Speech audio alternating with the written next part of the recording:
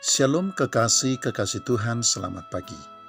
Firman Tuhan di dalam kitab Mazmur pasal 103, ayat yang ke-8 sampai dengan ayat yang ke-14 berkata, Tuhan adalah penyayang dan pengasih, panjang sabar dan berlimpah kasih setia.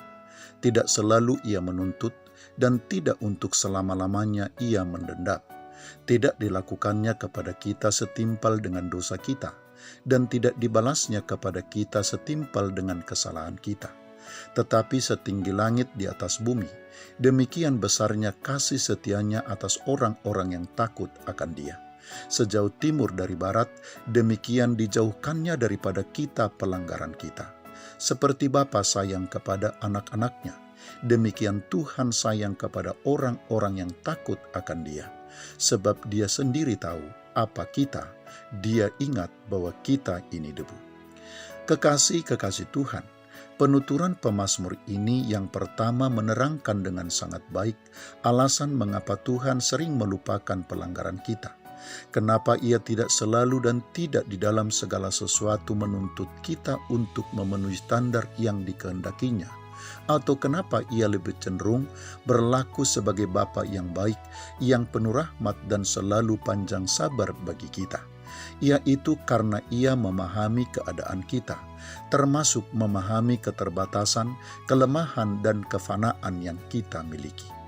Tuhan tidak hanya sebagai pencipta yang cakap dan terampil bagi kita, tetapi Ia juga mengetahui segala aspek kehidupan kita, termasuk kesanggupan dan kekuatan, kelemahan dan keterbatasan, bahkan termasuk dosa dan pelanggaran-pelanggaran kita.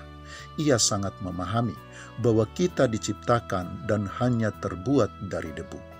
Dan kekasih Tuhan, jika Tuhan memahami keadaan dan keberadaan kita, tentu kita juga dituntut agar juga memahami keadaan kita sendiri sebagai manusia yang sangat terbatas dalam segala hal, di mana kita tidak memiliki kekuatan dan kesanggupan apapun di dalam diri kita.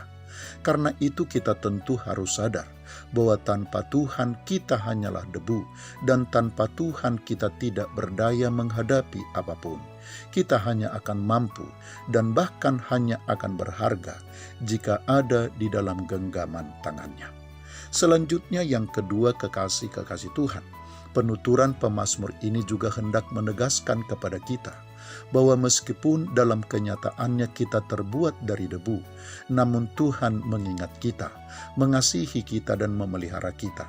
Ia bahkan tidak pernah membiarkan kita berjalan sendiri, terutama tidak membiarkan kita sendirian menghadapi segala persoalan dan pergumulan, pencobaan dan ujian, serta kesukaran-kesukaran kita. Itulah sebabnya kekasih Tuhan, apapun yang kita hadapi dan sesukar apapun persoalan hidup kita, kiranya kita tetap percaya dan mau mempercayakan hidup kita ke dalam tangan dan genggamannya, atau ke dalam pimpinan dan tuntunannya.